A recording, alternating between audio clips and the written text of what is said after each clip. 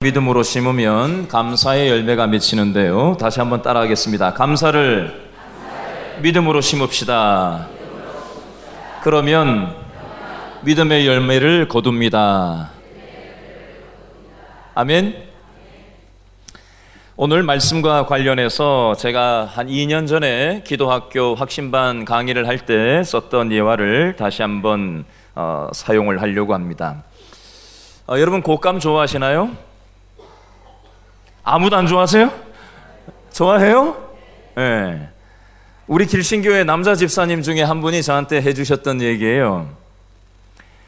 이 집사님은 곶감을 굉장히 좋아하시는 분인데 차를 타고 어디를 갈 때 곶감을 옆에 놔두고 이걸 한 입씩 베어 물면서 운전을 한 손으로 해가면서 그렇게 다니시는 분이세요. 그날도 운전을 하면서 곶감을 하나씩 베어 물고 이제 운전을 하고 가는데 신호대기가 걸려서 빨간 등이 들어와가지고 차를 정차를 하고 이제 맛있는 곶감을 또 한 입을 베어 물고 먹고 놓고 이렇게 하고 있었어요. 차를 운전할 때는 두 손이 운전대를 붙잡아야 되니까, 그죠? 시야가 전방을 항상 봐줘야 되잖아요. 곶감을 보고 뭐 어떻게 할 겨를이 없잖아요. 그래서 한 손으로는 이거 운전대를 잡고 한 손으로는 곶감을 입에 넣고 보지는 않고 그냥 먹기만 하는 거죠. 그러다가 이제 손이 자유로워졌잖아요. 정차를 하고. 그래서 곶감 먹던 거를 들고 시야가 전방을 굳이 향하지 않아도 되니까 시야가 어디로 갔을까요? 먹던 곶감을 향해서 곶감을 들고 먹으려고 하는데 뭐가 보였을까요? 곶감과 함께 꿈틀 거리는 놈들이 수두룩하게 허연 놈들이 꿈틀대는 걸 보고 기겁을 하고 던졌다는 얘기를 저한테 해주셨어요. 구더기가 곶감 안에 있는지도 모르고 운전하면서 얼마나 맛있게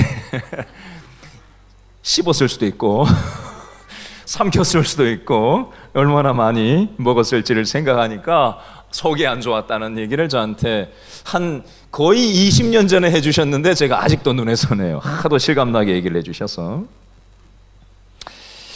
이 얘기를 통해서 저는 오늘 말씀과 함께 우리 자신의 모습을 한번 돌아볼 수 있었으면 좋겠어요. 우리들은 우리 스스로가 세운 인생의 기준을 가지고 나름대로 이 세상을 살아갑니다. 그런데 우리가 옳다고 여기고 살아가고 있는 나의 인생 안에 구더기가 우글거리고 있는지 모른 채 우리의 인생이라는 곶감을 씹어 삼키면서 살아가고 있지는 않는지 돌아볼 수 있기를 바랍니다. 오늘 읽은 요한복음 1장 5절 말씀을 이것과 관련해서 한 번 더 읽어보려고 합니다. 요한복음 1장 5절 말씀 다 같이 읽을까요? 시작. 무엇이 어디에 어둠이 어떻게 됐어요? 깨닫지 못하더라. 아멘. 여러분 이치를 한번 생각을 해볼까요? 어두운 공간에 빛이 비추이면, 물리적인 빛이 비추이면 어둠이 버티고 있습니까? 어둠은 빛과 함께 그대로 사라져 버립니까? 당연히 빛이 밀고 들어오면 어둠은 당연히 사그라들기 마련입니다. 이게 자연의 이치예요. 근데 오늘 이 방금 읽은 1장 5절 말씀은 물리적인 빛을 얘기하고 물리적인 어둠을 얘기하는 게 아니에요. 자, 그러면 이 빛은 어떤 빛을 얘기하는 거냐? 자, 1장 1절로 한번 가서 설명을 이어가겠습니다. 이 빛이 그러면 물리적인 빛이 아니면 무슨 빛이냐? 자, 1장 1절 다 같이 한번 읽어볼까요? 같은 단어가 3번 반복돼서 나오는데 동그라미를 채워가면서 1장 1절 다 같이 읽습니다. 시작. 태초에 무엇이? 말씀 동그라미 말씀이 계시니라. 이 무엇이? 말씀 동그라미 말씀이 하나님과 함께 계셨으니. 이 무엇이? 말씀은 곧 무엇이라고요? 하나님이시니라. 자, 한마디로 정리하면 말씀이 곧 하나님이시다라는 것으로 1장 1절을 요약할 수가 있습니다. 여러분, 하나님은 곧 무엇이라고요? 말씀입니다. 이 성경책의 말씀이 바로 하나님 자신이고 하나님의 마음을 담은 표현들이 이 성경에 고스란히 담겨 있고, 우리는 설교 말씀을 듣고 성경을 읽고 성경을 암송하면서 하나님의 인생을 향한, 하나님의 저와 여러분의 이 땅을 향한 하나님의 마음을 우리는 설교를 통해서 듣고 성경을 읽으면서 깨닫고 성경을 암송하면서 묵상을 하게 되는 것입니다. 계속해서 요한복음 1장 2절, 3절, 4절, 5절 쭉 보면요, 그 중에서 4절 말씀을 한번 읽어볼까요? 4절 다 같이 시작. 그 안에 생명이 있었으니 이 생명은 사람들의 무엇이라? 빛이라. 5절. 빛이 어둠의 빛이 돼 어둠이 깨닫지 못하더라. 여러분, 하나님은 곧 말씀이시기도 하고요, 하나님은 곧 빛이시기도 하십니다. 빛인 하나님께서 이 땅에 찾아오셨는데 사람들이 깨닫지 못하더라는 것입니다. 요한복음 1장 9절, 10절, 11절 말씀 계속해서 한 번 더 읽어볼까요? 요한복음 1장 9절로 11절 묶어서 다 같이 읽습니다. 시작. 참 빛 곧 세상에 와서 각 사람에게 비추는 무엇이? 빛이 있었나니 그가 어디에? 세상에 계셨으며 어디에? 세상은 그로 말미암아 지은 바 되었으되 무엇이? 세상이 그를 밑줄 그으세요. 알지 못하였고. 11절. 자기 땅에 오매 무엇이? 자기 백성이 밑줄 그으세요. 영접하지 아니하였으나. 아멘. 9절, 10절, 11절을 정리해 보겠습니다. 말씀이신 하나님에 이어서 빛인 하나님께서 이 땅에 오셨어요. 10절에 그가 빛이신 하나님께서 세상에 계셨고 세상은 빛이신 하나님으로 말미암아 지은 바 되었지만 세상은 그를, 빛이신 하나님을 알지 못했고. 11절에 자기 땅에 오신 이 빛이신 하나님을 자기 백성 이 성도들이 영접하지 않았다라고 되어져 있습니다. 빛이 오면 어둠이 물러가야 되는데 빛이신 하나님께서 이 땅에 오셨는데 이 땅의 백성들이 빛이신 하나님, 말씀이신 하나님을 알아보지 못하고 1장 5절에 밑줄 그으셨죠? 깨닫지 못하고 1장 10절에 알지 못하고 1장 11절 끝에 영접하지 않았다라고 성경은 말씀하고 있습니다. 이것과 관련해서 옛날 복음송가 중에 아주 적절한 복음송가가 있어서 제가 한번 불러봐 드릴 테니까 아시는 분들은 가사의 의미를 생각하면서 따라 하시기도 하시고 또 눈을 감고 가사의 의미를 생각도 한번 해보시고, 노래 가사 찬양만 생각하지 마시고 나는 과연 어떤 상태인가도 한번 떠올려 보시면 좋겠습니다. 죄인들을 위하여 주님 찾아오셨네. 주 안에 생명이 있네. 죄인들을 위하여 주님 찾아왔으나 사람들 영접 안 했네. 예수 안에 생명이 있네. 주님이 빛이 되시네. 예수 안에 생명이 있네. 주님이 빛이 되시네. 아멘. 여러분, 빛이신 하나님께서 이 땅에 망가진 인생들을 보다 못하셔서 하늘의 영광을 다 던지시고 이 땅에 성육신하시고 인간의 몸을 입으시고 이 땅에 십자가라는 방식으로 자신의 우리를 향한 사랑을 확증해 주셨건만 예수님께서 십자가에 죽고 끝나실 분으로 알고 3년 동안 따라다녔던 제자들조차도 다 예수님을 내팽개치고 자기 살 길 찾아 다 떠나고, 여러분, 제자들만의 얘기가 아니라 저와 여러분도 망가진 인생인 저와 여러분들을 향해서 우리의 눈높이에 맞게 하나님께서는 이런 모양으로 저와 여러분에게 찾아오시고 저런 모양으로 하나님께서 찾아오셨음에도 불구하고 요한복음 1장 5절 말씀에 보니까 깨닫지 못하고, 1장 10절에 보니까 알지 못하고, 1장 12절에 보니까 예수님을 영접하지 않은 채 우리는 꽃감이 맛있어서 꽃감 안에 들어있는 구더기가 우글우글거리는 그런 현실도 깨닫지 못한 채, 알지 못한 채 예수님을 영접하지 못하고 내 힘과 내 지혜와 나의 욕망을 위해서 우리가 꽃감을 덥석덥석 베어물면서 이 땅을 살아가는 게 우리의 영적인 현실은 아닌가. 한번 돌아보시면서 오늘 말씀을 계속 따라와 주시면 좋겠습니다. 제가 지난번에 말씀드렸던 예화이긴 한데요, 오늘 말씀과 너무 연결이 되어서 죄송하지만 한 번 더 했던 말씀을 사용하려고 합니다. 제가 지난번에 있었던 교회에 어떤 여자 집사님이 직접 겪고 이 일을 통해서 예수님을 믿음으로 받아들이게 되었던 분의 간증이에요. 저한테 직접 얘기를 이분이 하셨어요. 이분이 한 30대 중반 때 아들 둘이가 있는데 둘 다 아이들이 초등학교도 들어가지 않은 어린 아이들 둘일 때입니다. 근데 병원에서, 아산병원에서 사형 선고를 받고 도저히 이제는 손을 댈 수 없다고 얘기를 하고서 남편한테 안산에 내려가면 장례식장을 알아보라고 준비를 하라고 얘기를 해서 장례식장을 여기도 알아보고 저기도 알아보고 남편이 그러고 다니던 시점이었어요. 그 당시에 이분은 교회를 한 번도 나가본 적이 없는 분이에요. 근데 자기가 살던 집에 다른 층에 살던 분이 그때 제가 섬겼던 교회의 권사님이셨는데, 물론 제가 가기 전 얘기죠.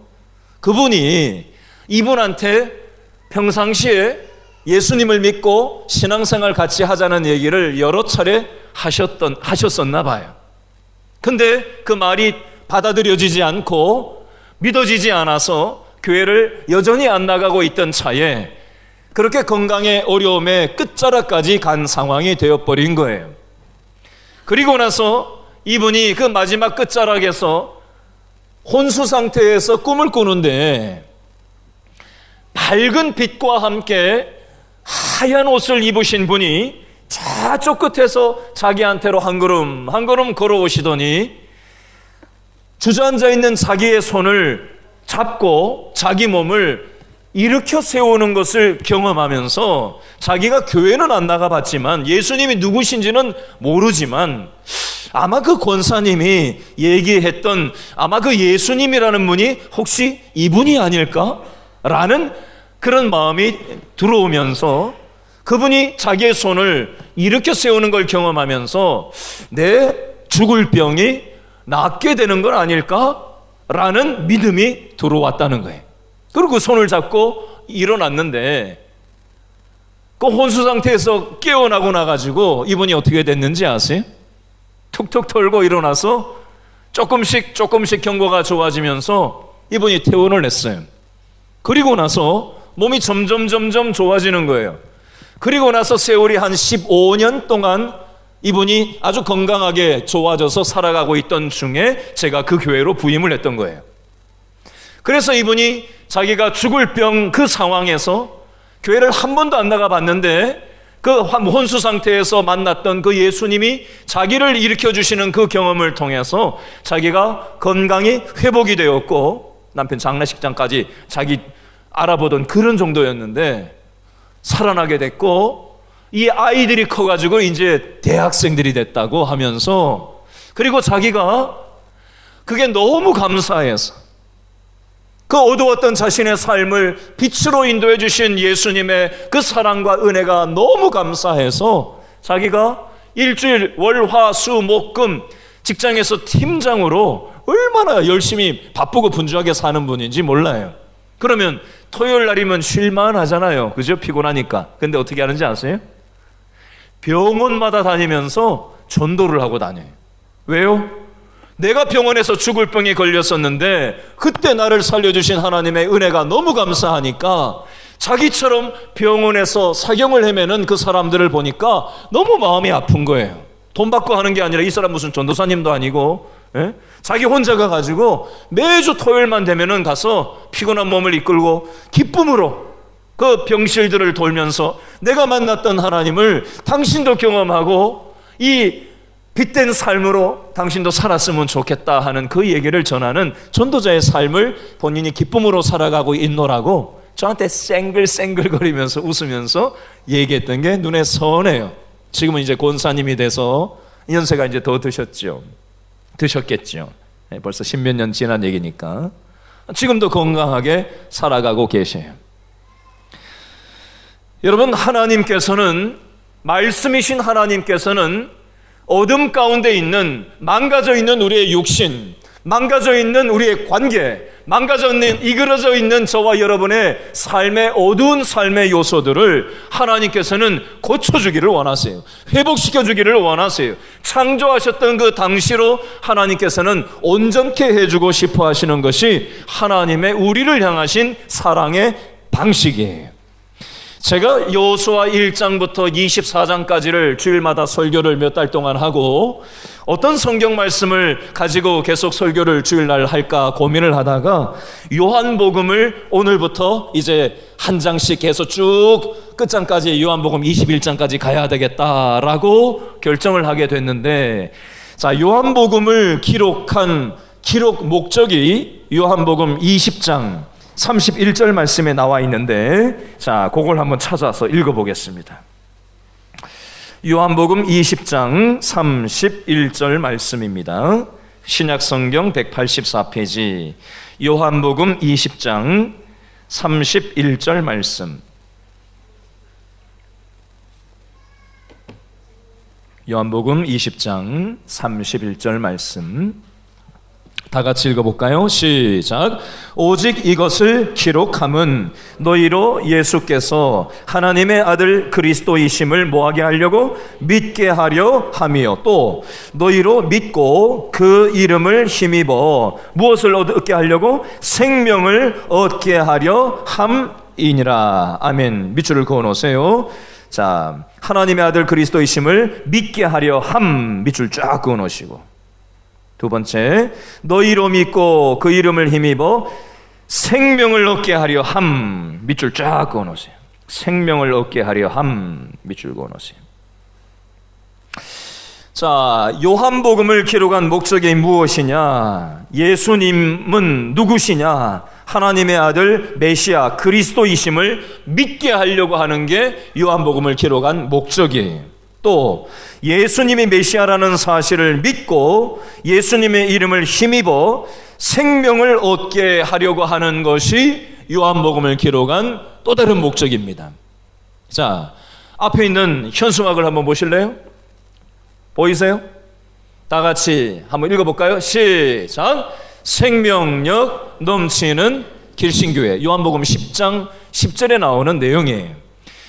도적이 이 땅에 온 것은 훔치려고 오는 것이고, 예수님이 이 땅에 온 것은 요한복음 10장 10절 뒷부분에 보니까 너희로 하여금 생명을 얻게 하려 함이니라. 저는 우리 길신교회 성도들이 이 요한복음 설교를 오늘부터 쭉 들어가면서 성경책만 들고, 아니 핸드폰만 들고 가방만 들고 왔다 갔다 하는 종교인이 아니라, 여러분 교회 나온다고 다 예수님 믿는 거 아니에요. 착각하지 마십시오. 교회 수십 년 다녔다고 예수님 믿는 거 아니니까 착각하지 마세요. 내가 당연히 예수님 믿는다고 착각하시는 분들이 있는데 절대 아닐 수 있습니다. 의외로 직분을 받았는데, 의외로 봉사를 열심히 하는데 내 열심으로 하고 내가 인정받으려고 하는 거지, 하나님하고 아무 관계없이 그 일을 하는 수가 얼마든지 있을 수 있습니다. 여러분, 이 믿음의 첫 단추가 잘못 끼워지면 계속 단추가 어긋나는 거예요. 왜 내가 수십 년 신앙생활을 하는데 기쁨이라는 게 느껴지지 않는지, 그 원인이 어디에 있는지 한번 생각을 해볼 필요가 있어요. 왜 내가 신앙생활을 하는데 생명력이라는 게 도대체 뭔지, 빛이신 하나님께서 내 어두운 삶 가운데 찾아오신다 그랬는데 도대체 내 삶은 계속해서 어둠밖에는 없고 빛의 그 평안함과 평강과 기쁨과 은혜로운 삶이라는 것이 전혀 느껴지지 않는지, 원인은 딴 데 있는 게 아니라 나한테 있는 거예요. 예수님은 계속해서 어떤 방식으로든 우리의 눈높이에 맞게 우리 각자의 눈높이를 존중하세요. 사람마다 다 다른 방식으로 하나님은 다가오세요. 어떤 분은 병을 앓을 때 하나님을 만나는 사람이 있어요. 어떤 사람은 돈 문제 때문에 고민을 하다가 하나님을 만나게 되는 경우도 있어요. 어떤 사람은 인간관계의 어려움으로 씨름을 하다가 야, 참 믿을 사람 아무도 없구나. 뭘 믿어야 되나? 하나님밖에는 믿을 게 없구나. 이렇게 해서 하나님께로 오는 사람들도 있어요. 어쨌든 하나님은 모든 사람의 삶의 상황에 걸맞게 눈높이에 맞게 알아듣게끔 사람이, 이게 뭐가, 제가 거칠게 얘기합니다, 똥줄이 타야 이게 뭔가 의지하는 마음이 생긴다. 너무 천박한가요, 표현이? 뭐가 아쉬운 게 있어야 의지하는 마음이 생긴다고요. 뭔가 좀 가진 게 있고 뭔가 잘 되어가고 아무 문제 없다고 여기면 의지하는 마음이 안 생겨요. 이런저런 삶의 고락을 통해서 하나님께서는 우리에게 우리의 마음을 노크를 하시고 하나님을 믿음으로 받아들이게끔 우리의 눈높이에 맞게 계속해서 이런 모양 저런 모양으로 노크를 하고 계신 거예요. 근데도 불구하고 혹시 나는 요한복음 1장 5절에 있는 것처럼 빛이신 하나님이 이런 저런 모습으로 나한테 다가오시는데도 불구하고 요한복음 1장 5절 깨닫지 못하고, 요한복음 1장 10절 하나님을 알지 못하고, 요한복음 1장 11절 끝에 예수님을 영접하지 않고 내 마음의 문을 열고 내 마음 안으로 들어와서 함께 나와 동행하실 수 있도록 의존하지 않고 여전히 내 생각과 내 고집으로 내가 내 눈에 보기에 좋아하는 나만의 꽃감이 나의 인생의 가장 최선인 줄 알고 그것을 덥석덥석 물면서 살아가지만 그 안에는 우글우글거리는 구더기와 같은 것들이 내 인생 가운데 들어오고 있는데 우리는 그걸 그렇게 깨닫지 못하고 살아가더라는 겁니다. 나는 어떤가 한번 돌아보시면서 이 요한복음을 시작했으면 좋겠고요. 또 오늘 본문에서는 두 가지 핵심적인 메시지가 있는데요. 자, 첫 번째, 이미 얘기를 다 했지만 9절 말씀을 다시 한번 읽어보면서 오늘 핵심 메시지를 정리를 해보겠습니다. 9절을 다시 한번 읽어볼까요? 두 번 반복되는 단어입니다. 9절 시작. 참 빛, 곧 세상에 와서 각 사람에게 비추는 무엇이 있었어요? 빛이 있었나니. 빛의 동그라미를 해보세요. 빛이 두 번 나와 있죠? 참 빛, 동그라미. 빛이 있었나니. 빛의 동그라미 해보세요. 예수님은 이 세상에 뭘로 오셨다고요? 빛으로, 말씀으로 오셨다는 거예요. 그런데 사람들은 이 빛으로 말씀으로 우리의 눈높이에 맞게 우리의 마음문을 노크하고 계신 예수님을 어떻게 했죠? 10절 말씀 다 같이 읽어봅니다. 10절 시작. 그가 세상에 계셨으며 세상은 그로 말미암아 지은 바 되었으되 세상은 어떻게 했어요? 세상이 그를 알지 못하였고 밑줄 11절. 자기 땅에 오매 자기 백성이 밑줄 그으세요. 영접하지 아니하였다고 되어져 있습니다. 여러분, 아무도 안 가는 산길을 이렇게 걷다 보면 사람들이 다니는 산길이 있고 사람들이 안 가는 산길이 있어요. 거기에는 거미줄이 쳐 있고, 그죠? 막 이렇게 습하고, 막 그렇게 뭔가 막 이렇게, 낙엽도 막 덮여 있고, 막 그런 데 있죠. 혹시 그런 데를 어떻게 잘못하다가 들어가 본 적이 있으신가 모르겠어요. 그래서 거기에서 뭔가를 찾으려고 돌멩이를 혹시 들추어 본 경험이 있으신가요? 그러면 그 아무도 안 가는 사람 손이 닿지 않는 거미줄이 쳐져 있는 그 돌멩이를 들추면 거기에 속에 뭐가 들어앉아 있죠? 각종 벌레들이 이렇게 우글거리다가 놀래가지고 돌멩이가 뒤집어지면은 놀래가지고 혼비백산하고 막 이리로 저리로 막 이리 뛰고 난리가 나요. 그렇죠? 그래서 막 여기 들어가고 저기 들어가고 막 숨는 거, 그런 경험 한 번쯤 해보셨을 거예요. 여러분, 빛이 비추인다라는 것은 물리적인 빛이 비춰도 그 벌레들이 다 도망가는 이치처럼 빛이 비췄을 때, 하나님의 빛이 비췄을 때, 저와 여러분의 빛, 하나님의 빛이 저와 여러분의 영혼 가운데 비췄을 때, 이 하나님의 빛을 믿음으로 아멘 하고 받아들이는 사람이 있는 반면, 더 많은 대다수의 사람들은 이 하나님의 빛을 받아들일까요? 받아들이지 않고 다 도망갈까요? 벌레들 마냥 다 도망갑니다. 왜요? 자기의 더러운 모습이 노출되는 게 싫은 거예요. 사람 미워하는 자기 속마음이 드러나지는 게 싫은 거예요. 누군가에 대해서 원한이라는 어둠을 가지고, 어두운 마음을 가지고, 원한이라는 어둠, 미움이라는 어두운 마음을 가지고 살아가는데 하나님의 빛이 비추이면 그것이 들통나는 게 싫은 거예요. 그래서 밀쳐냅니다. 요한복음 3장 19절 말씀에 이런 표현이 있어요. 요한복음 3장 19절, 빛이 세상에 왔으되 악을 행하는 자마다 빛을 사랑해요, 미워해요? 빛을 미워하여 이는 그 행위가 드러날까 함이요. 빛이 세상에 왔는데 악을 행하는 자들은 빛을 미워해서 자기가 악하게 말하고 악하게 행동하고 악한 더러움의 어둠이 자신의 삶 가운데 있는 것이 드러날까봐, 들통날까봐 빛을 미워한다라는 거예요. 왜요? 그 행위가 드러날까봐. 저와 여러분의 삶 가운데 열등감의 어둠이 혹시 있습니까? 미움과 증오의 어둠이 혹시 있으세요? 염려와 근심의 어둠 속에서 살아가는 분이 혹시 계십니까? 하나님께서는 저와 여러분의 그 어둠의 영역들을 하나님의 말씀의 빛으로 비추어 주기를 원하셔요. 요한계시록 3장 17절과 18절 말씀에는 라오디게아 교회의 영적인 현실에 대해서 얘기하고 있는데요, 제가 읽어드릴게요. 요한계시록 3장 17절 말씀입니다. 내가 말하기를 나는 부자라 부요하여 부족한 것이 없다 하나. 무슨 말이냐면요, 라오디게아 교회는 나는 부자고 부요하기 때문에 나는 별로 아쉬울 게 없다 이거예요. 자, 근데 라오디게아 교회의 영적인 실체가 어떻다고 그 다음에 얘기하냐, 그걸 읽어드립니다. 내 곤고한 것과 내 가련한 것과 가난한 것과 눈먼 것과 벌거벗은 것을 밑줄 그으세요. 알지 못하는도다. 여러분, 벌거벗었으면 얼마나 수치스러워요. 근데 자기가 지금 벌거벗고 돌아다니는데도 남들은 다 아는데 자기만 모르는 거 있죠. 왜? 그런 거 있죠. 예. 남들은 다 아는데 자기만 몰라요.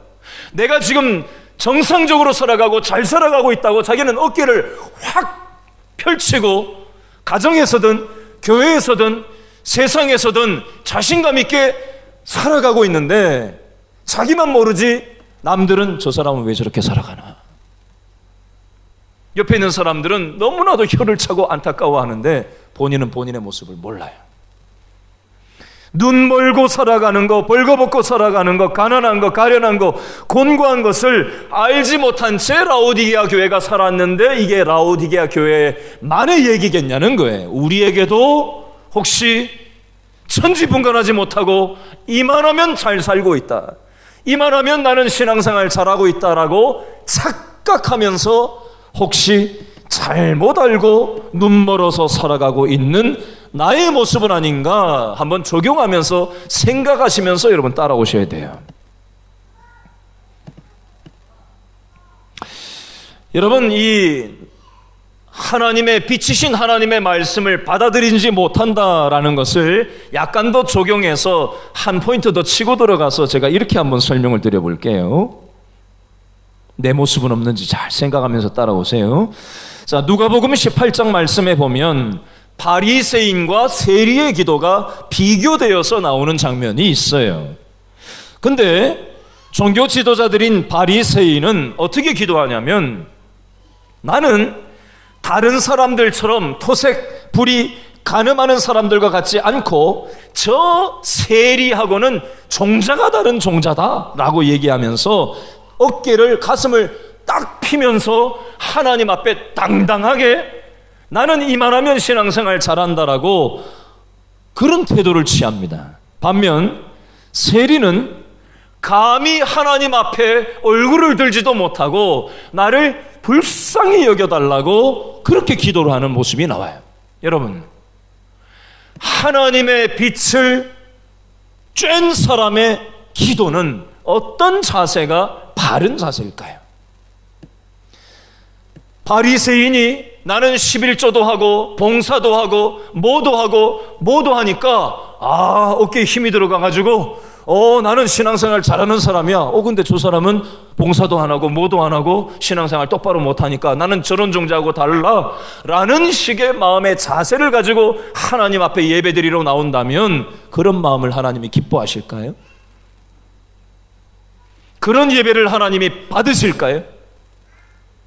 혹시 저와 여러분의 지금 예배드리는 자세가, 제가 드리는 말씀의 자세라는 것은 껍데기 자세를 얘기하는 게 아니에요. 껍데기는 아무리 거룩한 척하고 폼을 잡고 앉아 있어도 하나님은 우리 껍데기 보시는 분이 아니에요. 사람 눈은 속여도 하나님은 중심을 보세요. 우리의 동기를 보세요. 자세를 보세요. 태도를 보세요.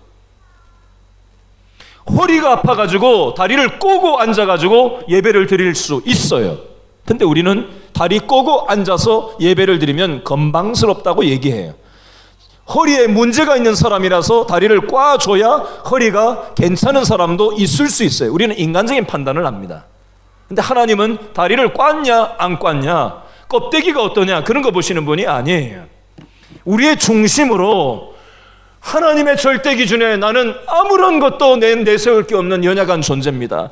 하나님의 말씀의 빛을 우리는 받으면 받을수록 우리는 아무것도 아닌 거예요. 나는 이만큼 했다, 이런 자세는 예배 자세가 아니에요. 하나님의 말씀의 빛을 받고 있는 상태가 아니라는 거예요. 내 자신을 한번 돌아봤으면 좋겠어요. 두 번째, 적용해 보세요. 혹시 내가 요즘 다른 사람을 정죄하고 비판하는 마음이 강하게 살아있진 않나 점검해 보세요. 이런 거 있죠. 저 집사는, 저 권사는, 저 장로는, 저 목사는 저게 문제야, 뭐 이런 거 있죠. 누구는 이게 문제고 누구는 저게 문제고 누구는 저게 문제고 계속 문제가 자꾸 보이는 거예요. 하나님이 보여야 되는데 사람의 문제가 자꾸 눈에 거슬리는 거예요. 여러분, 다른 사람만 문제가 있고 나는 문제가 없습니까? 털어서 문제 안 나는 사람은 단 한 사람도 없어요. 하나님의 기준에서 봤을 때는 다 거기서 거기지, 우리끼리 뭐 네가 높냐 내가 높냐, 누가 봉사 많이 하냐, 누가 신앙생활 잘하냐, 서로 그냥 그러니 저러니 따지는 거지. 하나님의 기준에서 봐보세요. 뭘 내세울 게 있어요. 우리가 내가 얼마나 허물이 많은지를 알아가면 알아갈수록 하나님의 말씀의 빛 안에서 내 영혼이 비추임을 당하면 당할수록 나는 아무것도 아닌 존재이기 때문에 감히 다른 사람을 이러니 저러니 들었다 놨다 할 수 없단 말이에요. 혹시 내가 이러니 저러니 누군가를 들었다 놨다 하는 거를 예배당 올 때마다 가정에서건 세상에서건 그런 것에 에너지를 자꾸 쓰는 쪽으로 무게중심이 가 있다면 그건 왜 그래요? 하나님의 말씀의 빛이 내 안에 작동을 하지 않기 때문에 그래요. 하나님의 능력이 없어서가 아니라 내가 내 마음대로 틀어지고 하나님의 말씀의 빛을 깨닫지 않고 이 세상에 꽃감이 맛있어서 나만의 꽃감을 맛있게 탐하는 마음 때문에 내 마음속에 그런 판단하는 어둠이 내 속에서 작동하는 것을 구더기와 같이 작동하는 것을 깨닫지 못하는 상태예요. 또 하나 이렇게 적용해 보세요. 누가 나한테 무슨 지적을 한다거나 누가 나한테 어떤 얘기를 얘기했을 때 정상적으로 작동을 하는 정도는 괜찮은데 그 말이 내 생각을 완전히 헤집어 놓고 속이 완전히 뒤집어 엎어지는 정도로 내가 반응을 한다면 이건 문제가 있습니다. 왜요? 하나님의 말씀의 빛에 노출되면 노출될수록 어떻게 반응하는 게 정상이냐면요, 누가 뭐라고 나한테 얘기를 하면 그래요? 맞아요? 나한테 그런 연약함이 있어요 라고 인정하는 마음이 생겨요. 누구의 말을 받아들이는 마음이 생겨요. 근데 누가 무슨 얘기를 하면은 확 쏘아붙여버리고 대놓고 쏘아붙이는 사람도 있고 교묘하게 그것을 거부하는 사람도 있어요. 밀쳐내기도 합니다. 혹시 나의 모습 속에 이런 요소가 있다면 왜 그래요? 하나님의 말씀의 빛이 내 안에 작동하지 않고 내가 인생의 주인 노릇을 하기 때문에 그렇습니다. 딴 데 원인이 있는 게 아니에요. 이 부분을 한번 돌아보실 수 있으면 좋겠습니다. 마지막 12절 말씀을 한 번 더 읽어볼까요? 오늘 본문 요한복음 1장 12절 말씀 다 같이 시작. 영접하는 자 곧 그 이름을 믿는 자들에게는 하나님의 자녀가 되는 권세를 주셨으니 아멘. 여러분, 이 예화는 너무나도 여러분 많이 들어봤을 예화인데 오늘 본문과 관련해서 너무 이해가 쉬워서 여러분 여러 번 들었을 것 같은 예화인데 다시 한번 말씀을 드리겠습니다. 죄송하지만 미국에 가면은 차로 유명한 동네가 어디죠? D자로 시작하는 동네, 디트로이트. 거기 가면 유명한 전설과 같은 얘기가 하나 있습니다.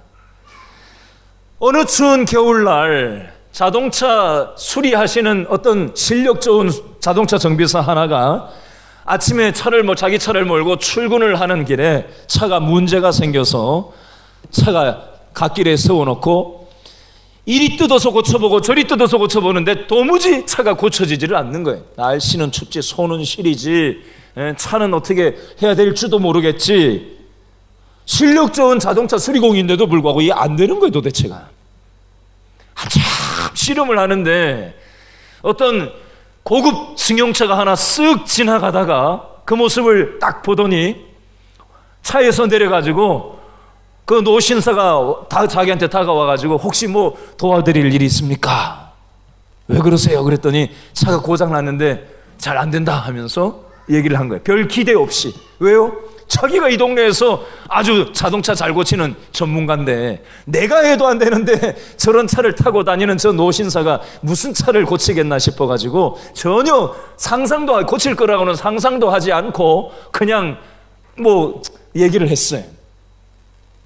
그랬더니 노신사가 몇 군데를 이렇게 저렇게 만지더니 한번 운전석에 타가지고 시동을 걸어보라고 얘기를 하는 거예요. 시동을 딱 돌렸는데 어떻게 될까요? 바로 부릉 하고 시동이 딱 걸리는 거예요. 그래서 이 정비공이 깜짝 놀래가지고 아니 내가 실력 좋은 정비사인데도 내가 이렇게 아무리 해도 못 고쳤는데 도대체 당신 누구냐고 그랬더니 이분이 명함을 딱 내미는데 그 명함에 뭐라고 써 있는지 아세요? 헨리 포드. 포드 자동차 미국에 유명하잖아요, 그죠? 포드 자동차 창업자 포드가 지나가다가 그것의 광명을 보고 차를 고쳤던 거예요. 아무리 수리공인 실력이 좋아도 자동차를 만든 사람하고 어떻게 견줄 수 있겠어요? 여러분, 이 이치는 우리의 인생에서도 마찬가지로 적용될 수 있어요. 저와 여러분의 인생도 망가진 이 정비공의 차처럼 이렇게 저렇게 망가진 채로 우리가 지난 한 주간을 살다가 그 망가진 몸과 망가진 생각과 망가진 감정을 질질 끌고 오늘 교회까지 오신 분들이 여러 보이시네요. 저는 그냥 쓱 봐도 여러분들 이렇게 눈에 들어와요. 저분이 지금 어떤 것 때문에 지금 망가져 있다는 게 들어와요. 심지어 배우자한테도 얘기 못하는 거 저한테 목사님만 알고 기도해 주세요 이렇게 얘기하는 분들이 있어요. 여러분, 병원에 가도 의사가 못 고치는 게 있고요, 돈으로 해결 못하는 것도 있고요, 자녀 교육 내 잔소리로 돼요? 안 돼요. 이 세상에 내 뜻대로 돈 가지고 의술로 안 되는 게 너무너무 많아요. 어쩔 거예요 그거? 내가 아무리 고치려고 했는데 달려들어도 안 되는 거 어떡할 거예요?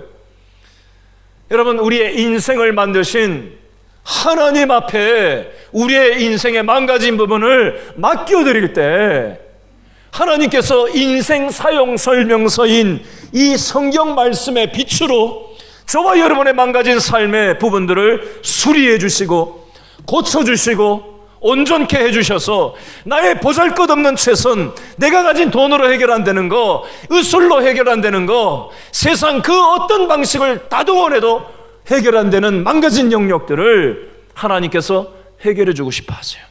그래서 오늘 이 예배로 내 맘대로 내 발로 이곳에 온 것 같지만, 내 뜻대로 온 것 같지만 하나님이 건강 주시고 교회에 올 마음을 주시고 딴 것 때문에 교회에 왔는지는 모르겠지만 그 모든 것까지라도 합력하셔서 하나님은 오늘 예배를 통해서 말씀의 빛에 우리 자신을 노출시키고 계신 거예요.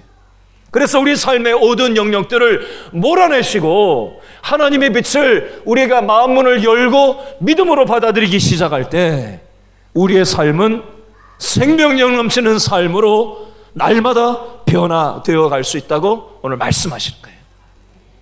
저는 우리 길신교회 성도들 오늘 방문하신 한 분도 예외 없이 말씀의 빛을 날마다 경험하고 어둠 속에서 숨어 지내지 말고 빛이신 하나님 앞에 인생의 망가진 영역들을 내어놓고 하나님께 고침받고 생명력 넘치는 신앙의 삶을 살아갈 수 있기를 바랍니다. 기도하겠습니다.